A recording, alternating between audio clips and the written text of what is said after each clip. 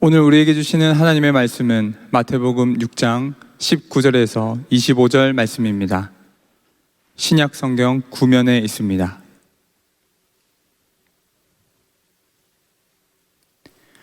모두 자리에서 일어나 마태복음 6장 19절에서 25절 말씀을 교독하겠습니다. 너희를 위하여 보물을 땅에 쌓아두지 말라. 거기는 좀과 동록이 해하며 도둑이 구멍을 뚫고 도둑질하느니라. 오직 너희를 위하여 보물을 하늘에 쌓아두라.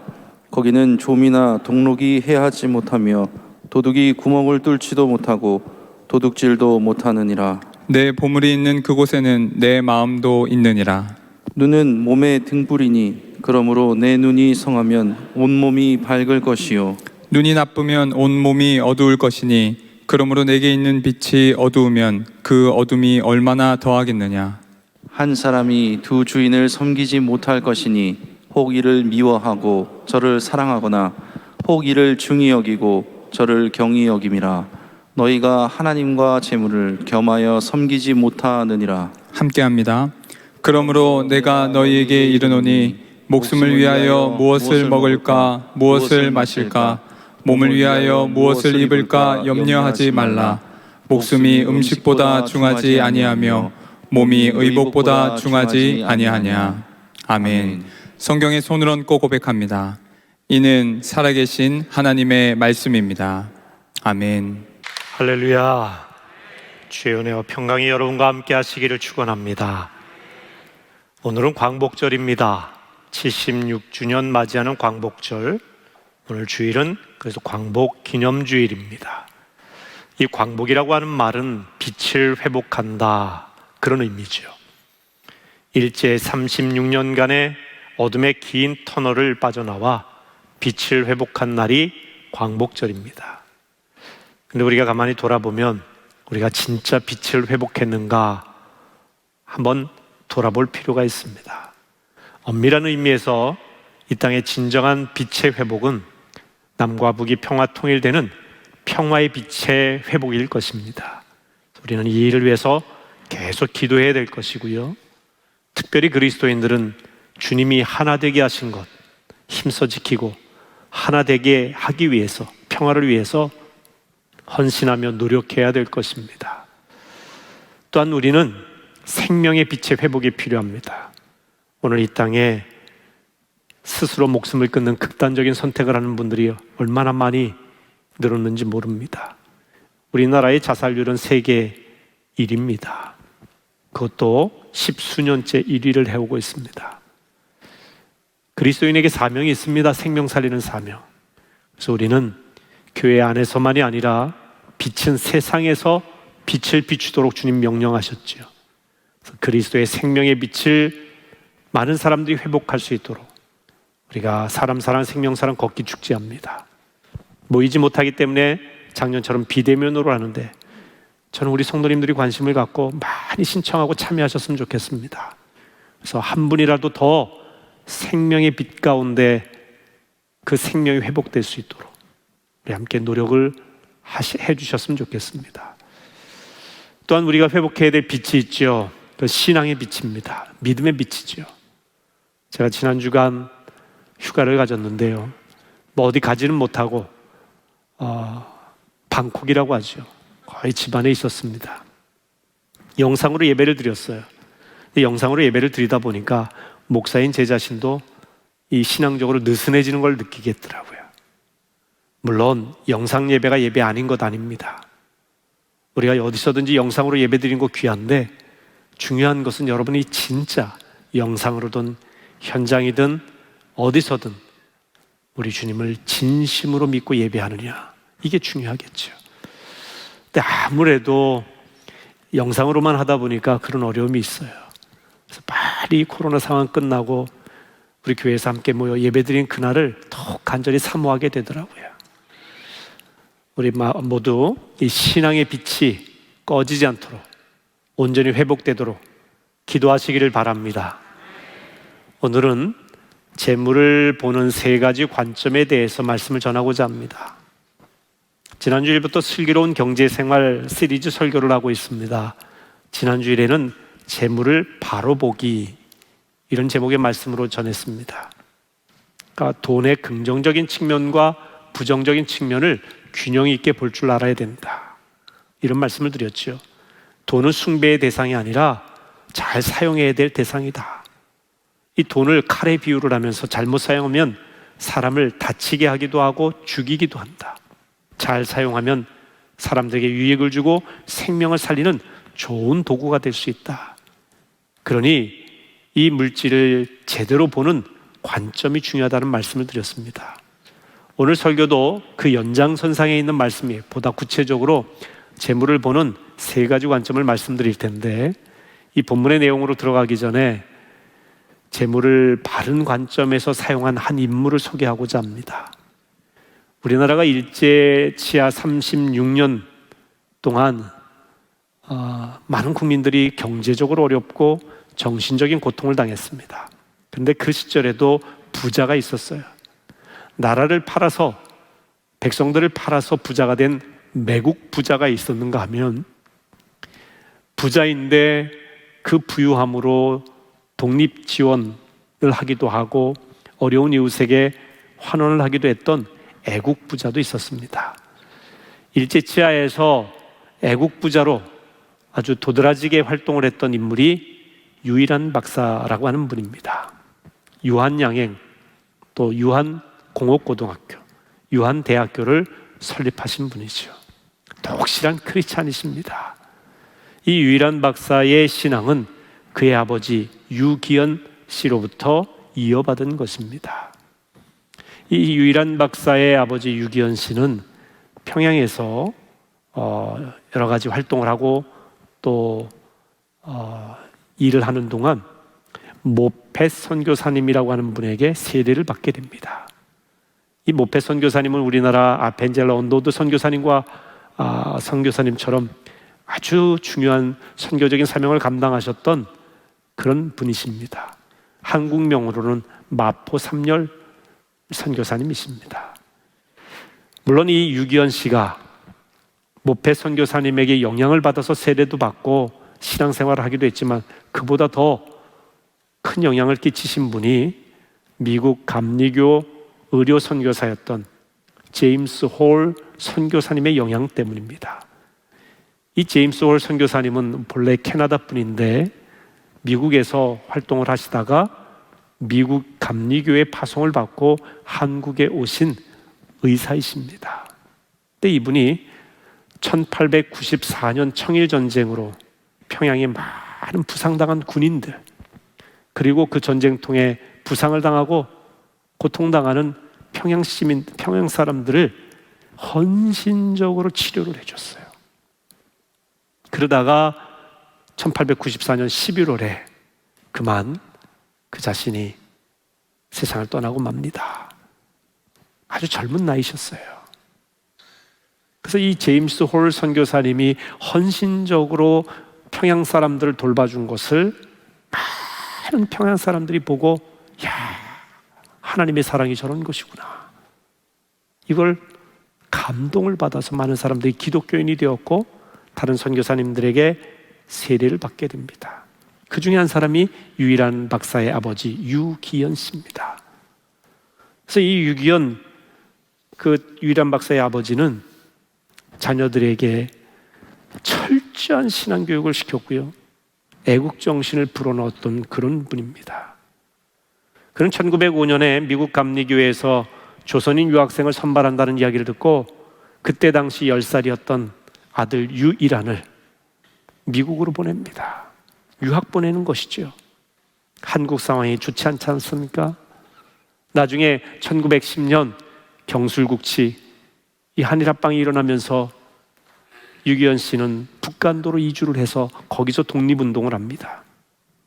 미국으로 간 유일한은 독실한 크리스찬 가정에서 자라다가 1909년부터 독립운동가 박용만이 미국에 설립한 소년병 학교에 입학을 합니다. 그리고 1919년 3.1운동 직후에는 서재필 박사와 함께 미국 안에서 대한민국의 자유와 독립의 중요성에 대해서 많은 사람들에게 알리는 그런 역할을 감당합니다. 동시에 그는 식품회사를 운영해서 돈을 법니다. 그리고 1927년 한국으로 돌아와서 유한양행을 설립합니다. 다른 자료에는 1926년이라고 되어 있기도 합니다.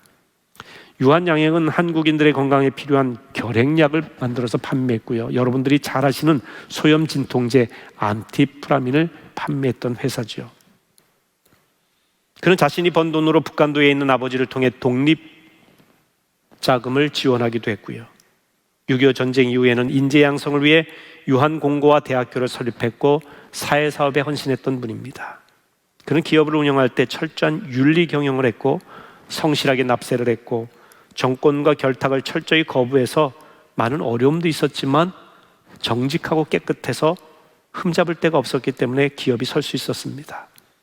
그리고 기업에서 얻은 이윤을 사회에 환원하는 일을 철저하게 실천을 했습니다. 그는 기업에서 얻은 이익은 그 기업을 키워준 사회에 환원해야 한다는 이 철저한 철학을 그대로 실천했습니다. 그는 1971년 자신의 전 재산을 사회에 환원하라는 유언을 남기고 세상을 떠났는데요. 그때 당시 사회에 환원한 그 돈을 오늘날의 가치로 환산해 보니까 수조 원에 이른다고 합니다.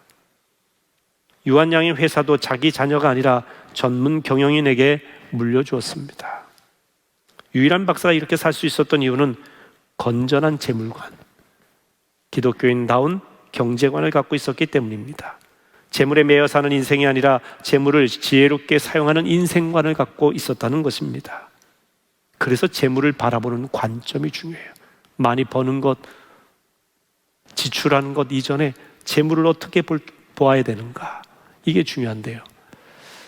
재물을 보는 관점이 중요하다는 것을 알려주는 오늘 본문의 내용이 있는데 22절과 23절 내용입니다. 같이 읽어봅니다. 눈은 몸의 등불이니 그러므로 내 눈이 성하면 온몸이 밝을 것이요 눈이 나쁘면 온몸이 어두울 것이니 그러므로 내게 있는 빛이 어두우면 그 어둠이 얼마나 더하겠느냐. 예수님께서 19절에서 21절까지는 보물을 땅이 아니라 하늘에 쌓아두라고 말씀을 하십니다. 보물이 있는 곳에 내 마음이 있다. 보물, 재물 이야기를 하십니다. 그런데 갑자기 눈이 몸의 등불이라고 하시면서 눈이 성해 온몸이 건강하다고 하면서 눈 이야기를 하십니다. 그리고 24절에 재물과 하나님 겸하여 섬길 수 없다고 하는 재물 이야기로 다시 돌아갑니다. 22절, 23절 지금 읽은 눈과 관련된 본문은 요즘 표현으로 좀 생뚱맞아 보입니다. 왜 갑자기 그 이야기를 하실까? 재물 이야기를 하다가 왜 눈 이야기를 하셨을까? 여러분, 이것은 분명히 우리가 알 수 있죠. 재물을 보는 눈이 있어야 된다. 눈은 세상을 보는 안목이요 세계관이요 가치관이지요. 옛말에 몸이 1000냥이면 눈은 900냥이라 이렇게 말할 정도로 눈이 중요합니다. 눈은 몸 전체에 영향을 주지요. 눈이 나쁘면 모든 일상생활에 지장이 있지 않습니까? 다른 신체가 건강해도 눈이 어두우면 제대로 움직일 수가 없어요. 그래서 눈이 삶을 인도하는 등불입니다. 건강한 눈이 건강한 삶을 가져오듯이 눈을 바르게 보는 관점이 행복한 인생을 만든다는 것입니다. 이것은 단지 재물만 관련된 이야기는 아닙니다. 모든 사물을 보는 관점, 가치관이 중요하다는 이야기입니다. 눈을 뜨라는 것이죠. 재물을 보는 바른 관점을 가지라고 예수님이 말씀하시기 위해서 눈에 대한 이야기를 하신 겁니다. 저는 그래서 오늘 본문을 통해 재물을 바라보는 주님께서 명령하신 3가지 관점을 말씀드리고자 합니다. 첫째는 재물을 땅이 아니라 하늘에 쌓아두라는 겁니다. 19절 20절 말씀 같이 읽습니다. 너희를 위하여 보물을 땅에 쌓아두지 말라. 거기는 좀과 동록이 해하며 도둑이 구멍을 뚫고 도둑질하느니라. 오직 너희를 위하여 보물을 하늘에 쌓아두라. 거기는 좀이나 동록이 해하지 못하며 도둑이 구멍을 뚫지도 못하고 도둑질도 못하느니라. 예수님은 돈 버는 것 막지 않으셨습니다. 그 돈을 저축하는 것 나쁘다고 말씀하신 분이 아닙니다. 쌓되 저축하되 땅이 아니라 하늘에 쌓으라는 겁니다. 벌되 너희를 위하여서만 버는 게 아니라 하늘에 쌓기 위하여 벌라는 것입니다. 재물을 땅에 쌓아두면 안 되는 2가지 이유를 말씀하시는데 그 첫째가 좀과 동록이 해하기 때문이다 말씀하셨죠. 좀은 의복을 갉아먹는 해충을 말합니다. 동록은 녹슨다는 말입니다. 다시 말하면 이 땅에 쌓아둔 재물은 해충이 갉아먹는 것처럼 사라지거나 또한 녹이 쓰는 것처럼 변질되어 버린다는 것입니다. 아무리 좋은 물건 쌓아두면 뭐합니까? 땅에 쌓아둔 물건은 세월 지나면 부패합니다. 사라집니다. 변질됩니다. 사용할 수가 없어요. 사용하지도 않았는데 사라지는 경우도 있지요. 어떤 중년 남성이 세상을 떠난 아내의 유품을 정리하다가 장롱 속에 잘 간직되어 있는 실크 스카프 한 장을 발견하게 됩니다. 아내가 뉴욕을 여행하던 중에 유명한 명품 매장에 들어가서 아주 비싼 가격에 산 바로 그 실크 스카프였습니다. 특별한 날 쓰려고 이 장롱 속 깊숙이 잘 보관해 두었는데 한 번도 사용해 보지 못하고 아내는 세상을 떠난 겁니다. 그렇습니다. 여러분, 세상 떠나면 땅에 쌓아둔 것 아무 의미가 없습니다. 나와 상관없는 물질이 됩니다. 이 땅에 쌓아둔 재물은 시간 지나면 사라진다는 것입니다. 그래서 재물을 땅에 쌓아두지 말라 말씀하신 것이지요. 둘째는 도적이 구멍을 뚫고 들어와서 도적질하기 때문입니다. 재물을 많이 쌓아둔 사람일수록 도둑 맞을 확률이 많겠죠. 재물을 많이 쌓아둔 부자는 그 재물 때문에 잠도 제대로 자질 못합니다. 마음이 도둑 맞는 겁니다. 마음에 불안함이 있어요. 염려가 있습니다. 혹시 누가 내 재물을 도둑질하지 않을까 하는 염려 때문에 잠도 이루지 못해서 그 마음에 진정한 평안과 행복이 없으니 마음이 도둑질 당한 것이지요. 그래서 예수님은 이 땅에 재물을 쌓아두지 말라고 하신 겁니다. 대신 예수님은 재물을 땅이 아니라 하늘에 쌓아두라 말씀하셨어요. 그 이유는 땅에 쌓아두는 이유와 정반대가 됩니다. 하늘에 쌓아둔 재물은 썩지 않습니다. 사라지지 않습니다. 영원합니다. 누가 훔쳐갈 수도 없습니다. 그 재물의 유익을 여러분이 고스란히 누릴 수 있습니다. 그래서 재물을 하늘에 쌓아두라고 했는데 이 말을 좀 더 세부적으로 보면 하늘에 재물을 쌓아두라는 의미를 두 가지로 해석할 수 있는데요. 첫째는 이 세상 재물에 집착하지 말라는 뜻입니다. 하늘에 소망을 둔 사람은 세상 재물에 마음 두지 않습니다. 세상 재물로 인해 마음이 흔들리지 않습니다. 마음의 자유함이 있어요. 오늘 보면 21절 말씀 이렇게 되어 있죠. 내 보물이 있는 그곳에는 내 마음도 있느니라. 땅에 재물을 쌓아두면 여러분의 마음이 땅에 가 있습니다. 하늘에 재물을 쌓아두면 여러분의 마음이 늘 하늘에 있으니 여러분의 심령이 천국인 것입니다. 사람이 세상의 물질에 마음을 빼앗기면 기쁨을 잃어버리지만 하늘의 재물을 쌓아두면 하늘의 기쁨을 맛보며 살아가게 됩니다. 순간의 쾌락이 아니라 영원한 기쁨을 추구하라고 하는 말씀입니다. 재물에 집착하지 않고 영원한 것에 집중하게 되니 마음에 행복이 있는 것입니다. 또 재물을 하늘에 쌓는다는 의미는 재물을 사용하되 하나님이 기억할 만한 곳에 사용하라고 하는 그런 뜻입니다. 자, 한번 19장 17절 말씀 같이 읽어봅니다. 가난한 자를 불쌍히 여기는 것은 여호와께 구워드리는 것이니 그의 선행을 그에게 갚아 주시리라. 재물을 가난한 사람들을 생각하며 불쌍히 여기며 사용을 했을 때 하나님께서 그것을 기억하신다라는 것입니다. 하나님은 그 재물을 어려운 사람들을 위해서 사용할 때 당신이 빚진 걸로 생각을 해요. 하나님께 구워드리는 겁니다. 그래서 하나님께서는 반드시 구제하고 어려운 사람들을 위해서 도왔던 그 선행에 대해서 갚으신다. 성경이 이렇게 되어 있습니다. 하나님은 반드시 빚을 갚아주시는 분이에요. 하나님은 행한 대로 심판하시는 분입니다. 마태복음 25장에 보면 마지막 날 심판 장면이 나오는데 예수님이 심판하실 때 양과 염소로 나누신다는 이야기가 나오죠. 양은 오른편에 구원받은 자리, 염소는 왼편에 멸망의 자리입니다. 왼편 염소의 자리 잃은 사람들, 오른편 양의 자리에 잃은 사람들은 자신들이 예수님께 특별히 해드린 것도 없고 잘못한 것이 없다고 항변을 하지요. 그리고 그런 이야기를 합니다. 근데 예수님께서 줄이고 갇히고 병들고 헐벗은 자에게 한 것이 곧 내게 한 것이다. 양의 자리에 있는 사람들은 이런 사람들을 돌봐줬어요. 그러니까 예수님께 잘해드린 거죠. 예수님이 기억하실 만한 일을 한 겁니다. 근데 반대로 염소의 자리에 있는 사람들은 이런 사람들을 보고도 못 본 채 한 거예요. 예수님을 무시한 겁니다. 그들의 선행이 곧 내게 한 일이라고 하시면서 양의 자리에 있는 사람들을 영원한 나라를 상속할 수 있도록 해 주셨습니다. 예수님은 재물이 많은 청년이 와서 영생의 길에 대해서 묻자 이렇게 대답하셨습니다. 예수께서 이르시되 내가 운전하고자 할진대 가서 내 소유를 팔아 가난한 자들에게 주라. 그리하면 하늘에서 보화가 내게 있으리라. 그리고 와서 나를 따르라 하시니. 예수님은 재물로 가난한 자를 구제하는 데 사용하는 것이 곧 하늘의 보화를 쌓는 일이라고 말씀하셨어요.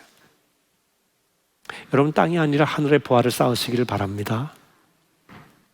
하늘의 보물을 쌓는 사람은 쌓는 것에 초점을 맞추는 것이 아니라 사용하는 데 초점을 맞춰요.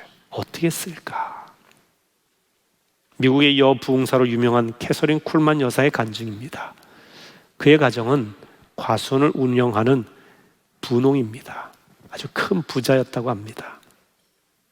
주변에 자기 가정과 같이 과수원을 운영하는 가정들이 많았지만 유독 당신의 아버지가 운영하는 과수원에 있는 과일들이 잘 팔리고 인기가 있었대요. 사람들이 늘 좋아했답니다. 왜냐하면 아버지 과수원에 있는 그 창고에 있었던 과일들은 상한 게 하나도 없었다고 합니다. 어떻게 상하지 않고 보존할 수 있었을까? 그 비결을 나중에 보니까 아버지는 과일이 상할 사이 없이 팔고 남거나 때로는 뭐 여러 가지 상황에서 안 팔리는 과일들을 그냥 창고에 저장해 둔 적이 없대요. 다 동네 어려운 분들, 주변에 어려운 분들, 가난한 분들에게 과일을 나눠준 거예요. 그러니까 과일을 쌓아둔 게 아니라 계속 그리스도의 사랑을 가지고 나눈 것이죠. 다른 집들은 계속 쌓아두고 그때만을 기다리다가 과일이 상했어요. 근데 팔아야 되니까 상한 과일을 팔게 되는 거예요. 아버지는 많이 팔지 못하더라도 절대 과일을 상하게 둔 적이 없대요. 아, 고인물은 썩는구나. 쌓아두기만 하면 상하는구나. 계속해서 베풀고 나누는 일이 하늘의 보물을 쌓는 일이요. 그럴 때 많은 사람들에게 인정을 받기도 합니다. 사람들은 흔히 돈 많이 벌면 하나님을 위해 쓰리라 그렇게 말하죠. 그런데 여러분, 돈은 벌면 벌수록 더 많이 쌓아두고 싶도록 만듭니다. 돈이 많으면, 저축 통장에 돈이 많으면 이제는 쓸만도 안 돼요. 참 돈은 이상한 마력을 가지고 있어요. 더 벌고 싶어져요. 더 많이 쌓고 싶어져요. 돈이 없을 때부터 하나님이 기억할 만한 곳에 사용하는 것이 중요합니다. 이 땅에 쌓아둔 재물은 금방 상합니다. 그러나 하늘에 쌓은 재물은 영원합니다. 그래서 땅이 아니라 하늘에 보물을 쌓아두라. 두 번째 재물을 보는 관점은 재물이 아니라 하나님을 섬기라는 겁니다. 자, 24절 말씀이 있습니다. 한 사람이 두 주인을 섬기지 못할 것이니 혹 이를 미워하고 저를 사랑하거나 혹 이를 중히 여기고 저를 경히 여김이라. 너희가 하나님과 재물을 겸하여 섬기지 못하느니라. 누가복음 16장 13절에도 비슷한 말씀이 있어요. 집 파인이 두 주인을 섬길 수 없나니 혹 이를 미워하고 저를 사랑하거나 혹 이를 중히 여기고 저를 경히 여길 것임이니라. 너희는 하나님과 재물을 겸하여 섬길 수 없느니라. 예수님은 분명히 재물과 하나님 겸하여 섬길 수 없다. 둘 중 하나를 선택해야 된다 말씀하십니다. 둘 다 섬기고 싶으시죠? 예수님 잘 믿고 천국 가고 싶으신 것 우리 믿는 사람들이 다 갖고 있는데 돈도 참 중요하지 않습니까? 근데 여러분, 섬긴다는 것은 꼭 예배하고 절하고 이것만이 섬기는 게 아니에요. 마음속의 우선순위가 거기가 있으면 그걸 섬기는 것입니다. 거기에 집착하게 되고 그것 때문에 내 신앙이 흔들리고 그것 때문에 하나님을 믿니 안 믿니 라고 한다면 여러분은 돈을 섬기고 있는 겁니다. 물질의 어려움 때문에 하나님 해결해 주시길 기도했는데 하나님이 들어주시지 않아. 하나님, 내가 이렇게 어려운데 도와주시지 않으니 하나님을 믿느냐 안 믿느니, 하나님이 있느니 없느니 하면 여러분 분명합니다. 돈을 섬기고 계신 거예요. 물질과 상관없이 주시든 안 주시든 내 하나님 아버지에 대한 신앙을 갖고 있는 것이 하나님을 섬기는 신앙이지요. 예수님은 돈을 악으로 보시지는 않았지만 돈에 대해서 아주 강한 어조로 경계하셨어요. 왜 그러셨을까? 김영복 목사님이 쓰신 반울길을 통과한 부자의 그 이유를 두 가지로 말씀하고 있는데요. 제가 인용을 좀 하겠습니다. 첫째는 왜 예수님이 돈에 대해서 경계하셨느냐? 돈이 끌어들일 수 있는 악한 영적 능력 때문에 그렇습니다. 돈 자체에 귀신이 붙었거나 돈 자체가 사탄은 아닙니다. 돈이 지닌 어떤 능력에 사람이 미혹되는 것이죠. 기독교 저술가 리처드 포스트는 돈, 섹스, 권력이라고 하는 책에서 돈은 단순히 중립적인 교환 수단이 아니라 그 자체가 생명을 가지고 있는 힘, 파워, 권력이다. 그것도 매우 자주 그 성격상 악마적인 힘인 것이다 라고 했어요. 돈이 그냥 돈이 아니에요. 돈은 영적인 힘을 갖고 있습니다. 영적 세력으로서의 돈은 대부분 하나님과 대적을 합니다. 구약 성경에 하나님을 대적했던 이방의 신들, 바알과 아세라와 같은 이런 신들은 소위 물질의 신, 풍요의 신입니다. 여호수아는 가나안 땅에서 물질의 풍요에 빠진 이스라엘 백성들을 향해 오늘 너희 섬길 자를 선택하라 이렇게 선포했어요. 여러분, 우리는 돈과 하나님 겸해서 섬길 수 없습니다. 한쪽을 선택해야 합니다. 돈의 영적 능력을 간과하지 마시기 바랍니다. 두렵고 겸손한 마음으로 돈을 사용하여 하나님을 섬기셔야 됩니다. 이 돈의 영적 능력 때문에 예수님은 돈에 대해서 굉장히 경계를 하셨고요. 또 둘째로 예수님이 돈에 대해 경계하신 이유는 인간의 타락한 본성이 돈의 유혹에 끌려가기 쉽기 때문에 그렇습니다. 돈에 눈이 먼다고 하죠. 오늘날 이 돈의 권력이 얼마나 큰지 돈이면 다 되는 것처럼 보이는 세상입니다. 유전무죄, 무전유죄라는 말이 있죠. 유전, 돈이 있으면 무죄, 있던 죄도 사라지고, 무전, 돈이 없으면 유죄, 없던 죄도 만들어진다. 이런 이야기가 됩니다. 요즘 이제 얼마 전에 삼성의 이재용 부회장이 가석방이 되었습니다. 삼성이 그동안 해온 여러 가지 우리나라에 끼친 경제적인 영향이 크죠. 그러니까 코로나 시대에 코로나 경제 상황을 고려해서 가석방을 결정했다고 하는 이야기가 보도됩니다. 국민의 70% 이상이 가석방에 찬성을 했다고 하는 여론도 나옵니다. 근데 이제 한편에서는 유전무죄, 무전유죄 아니냐. 똑같이 죄를 지었으면 그 죄에 대한 죄값을 똑같이 치르는 것이 공의요, 공정이요, 정의 아니냐 하는 이런 이야기도 나오죠. 저는 이 가석방이 옳다, 그르다 이걸 이야기하는 게 아닙니다. 정치적인 이야기 하려고 하는 것도 아닙니다. 중요한 것은 돈의 힘이 얼마나 강한지를 우리가 알아야 된다는 것입니다. 돈과 관련된 일에 대해서는 사람들이 마음이 약해지는 겁니다. 그래서 때로는 돈과 관련된 경제와 관련되어서 법의 정의와 공의도 때로는 재해석되거나 왜곡되기도 한다는 이야기입니다. 힘이 크다는 거예요. 사람이 돈에 취약하다는 겁니다. 한글학자 오동춘 님이 쓴 시의 제목이 있는데요. 돈의 돈머리라고 하는 시예요.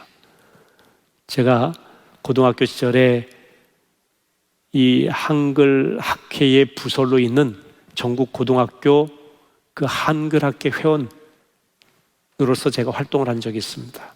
그때 지도 선생님이 오동춘 교수님이세요. 이분이 시인이시기도 하고 독실한 크리스찬이신데요. 이 시에서 사람들이 돈에 머리가 돌아서 돈보다 더 소중한 생명을 놓치고 산다고 풍자를 했습니다. 그래서 시의 첫 구절이 돈의 돈머리, 돈의 돈머리, 돈의 돈머리 이런 식으로 시작하는 시입니다. 예수님은 돈에 취약한 인간의 본성을 아셨기 때문에 재물과 겸하여 하나님 섬기지 말라 했어요. 여러분, 나는 돈에 약하지 않아. 나는 건강한 재정관을 갖고 있고 돈이 나를 유혹할 수 없어 라고 교만하지 마세요. 사람 모두 돈에 취약합니다. 그래서 끊임없이 건강한 재정관을 정립하고 하나님이 기뻐하시는 물질관을 가지고 살아가고 기도해야 된다는 것입니다. 재물을 사랑하고 의지하는 사람은 하나님 잘 섬기지 않습니다. 그래서 부자가 천국에 들어가는 것이 낙타가 바늘귀로 들어가는 것보다 더 어렵다고 하셨어요. 왜? 부자는 마음이 물질에 가 있기 때문에 하나님 섬기지 않아요. 이 땅에 물질 가지고 사는 이 세상이 천국이거든요. 영원한 세계 굳이 바라볼 게 뭐 있어요? 이 땅에서 얼마나 풍요롭습니까? 그래서 위험하다는 것이죠. 그래서 너무 부자 되려고 하지 말라. 이것은 진짜 우리가 물질 벌면 안 된다, 돈 많이 버는 부자 되면 안 된다, 이런 의미보다는 물질의 부자보다 중요한 영원한 세계를 바라보는 영적 부자가 중요한데, 물질에 매여 부자만 되려고 생각하다 보면 우리의 마음과 삶이 전부 거기 빼앗기게 되잖아요. 그 진짜 중요한 걸 잃어버리게 돼요. 루터는 재물의 소유냐 섬김이냐라고 하는 설교에서 재물을 소유하는 것과 재물을 섬기는 것을 구분합니다. 재물을 소유하는 것 죄가 아니다. 그러나 재물을 섬기는 것은 죄다. 이렇게 말합니다. 재물을 소유하고 잘 관리하는 것은 청지기인 우리 그리스도인의 사명입니다. 그러나 재물을 섬기는 자는 재물의 노예가 되는 것이고 재물에 의해 자신이 소유가 되는 것입니다. 재물이 여러분의 주인이 된다는 것입니다. 재물을 주인 삼은 사람은 영생에 이르지 못합니다. 우상 숭배이기 때문에 그렇습니다. 그래서 여러분, 재물이 아니라 하나님을 섬기시라는 겁니다. 세 번째 바른 재정관은 재물을 염려하지 말라. 자, 25절 말씀 같이 읽습니다. 그러므로 내가 너희에게 이르노니 목숨을 위하여 무엇을 먹을까, 무엇을 마실까, 몸을 위하여 무엇을 입을까 염려하지 마라. 목숨이 음식보다 중하지 아니하며 몸이 의복보다 중하지 아니하냐. 예수님께서 재물에 대해서 말씀하시면서, 하늘에 쌓아둘 보물에 대해서 말씀하시면서 결론적으로 하신 말씀이 뭡니까? 그러므로 25절에 그렇게 돼 있죠.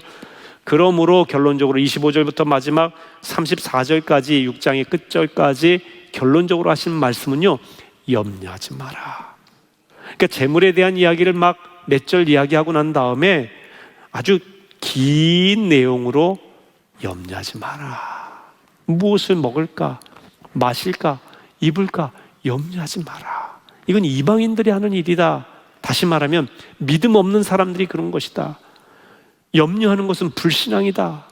이렇게 말씀하는 거예요. 사람들은 생활 속에서 염려하며 사는 것을 큰 죄가 아니라고 생각합니다. 살다 보면 염려할 수 있지, 쉽게 생각하는데요, 성경은 그렇게 말하지 않습니다.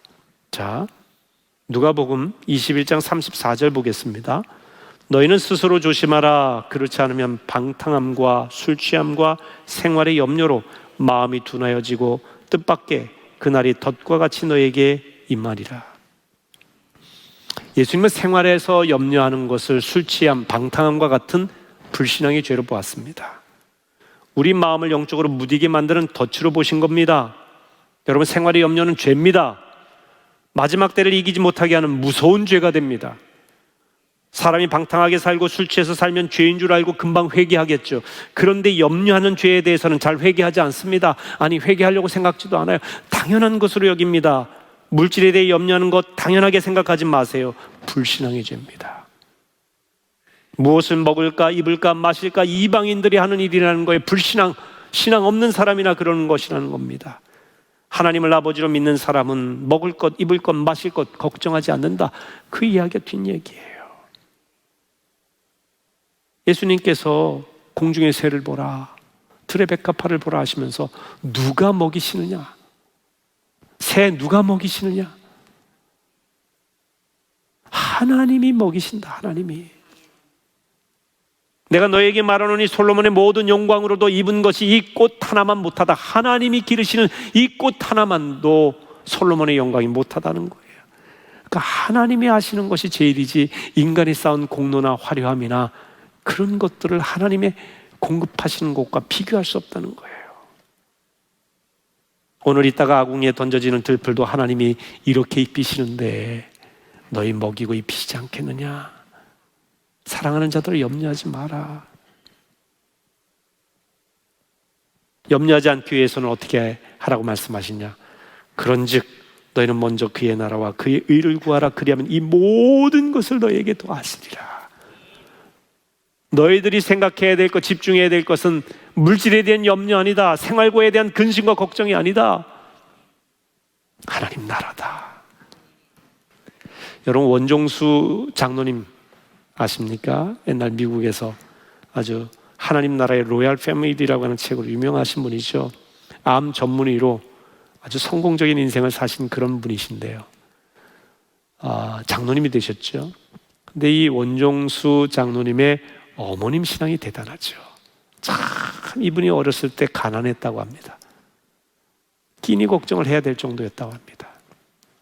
그런데 신기하게도요, 집에 쌀이 떨어지고 먹을 것이 떨어지면 어머니는요, 가방을 옆에 딱 끼고 전도하러 가셨대요.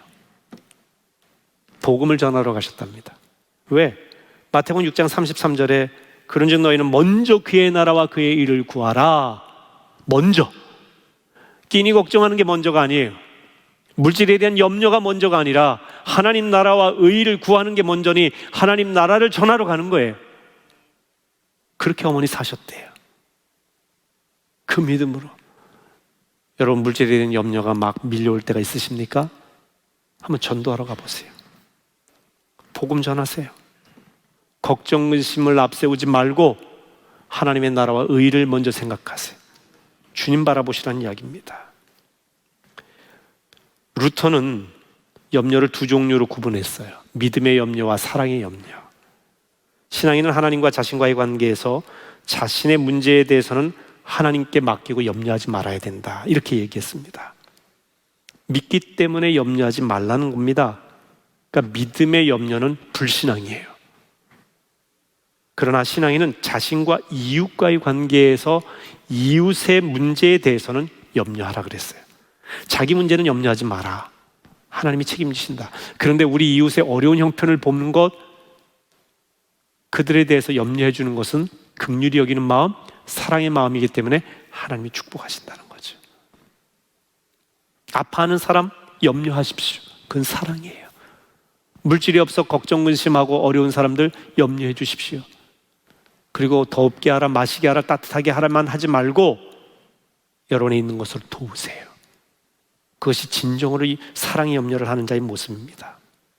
사랑의 염려는 필요하되 믿음이 없어서 하는 염려는 버리라, 이런 겁니다. 그런데 여러분, 노력한다고 염려가 사라지는 게 아니죠. 참 이 물질은요, 영적인 세력이에요. 그래서 마귀가 물질 가지고 시험을 많이 해요. 물질 가지고 걱정하게 하고요, 스트레스 받게 하고 싸우게 만들고. 그래서 우리가 건강한 재정관을 가져야 된다는 거예요. 물질을 보는 눈이 띄어야 돼요. 눈이 밝아야 몸이 성한 겁니다. 물질에 대해서 건강하지 못하면 가정 안에서 치열하게 싸워요. 형제 간에 치열하게 다툽니다. 교회 안에서도 물질 때문에 시험에 듭니다. 어둠을 없애려고 노력한다고 어둠이 거치는 게 아닙니다. 빛이 와야 돼요.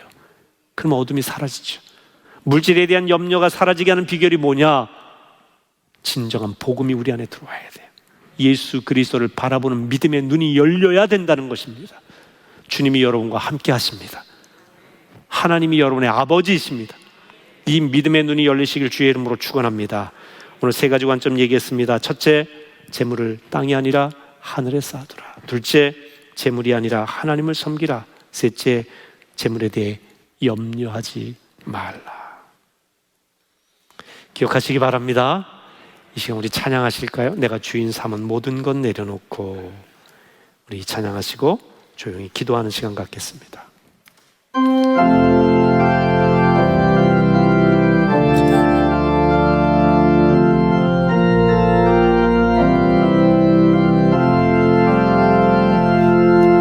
내가 주인 삼은 모든 것 내려놓고 내 주 되신 주 앞에 나가 내가 사랑했던 모든 것 내려놓고 주님만 사랑해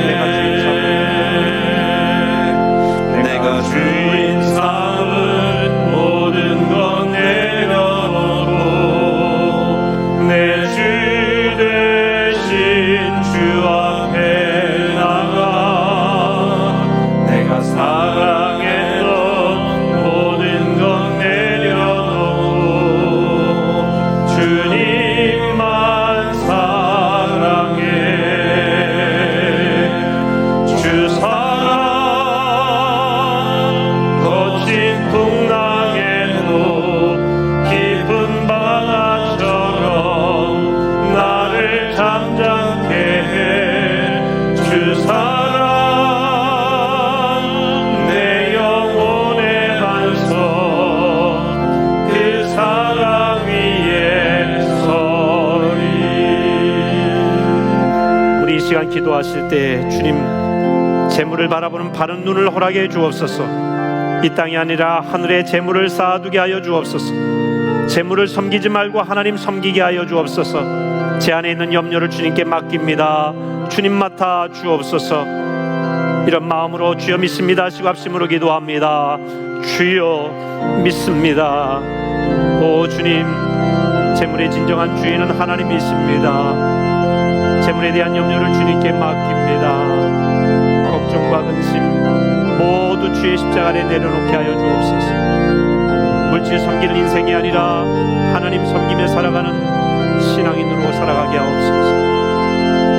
땅이 아니라 하늘에 재물을 쌓아두게 하옵소서.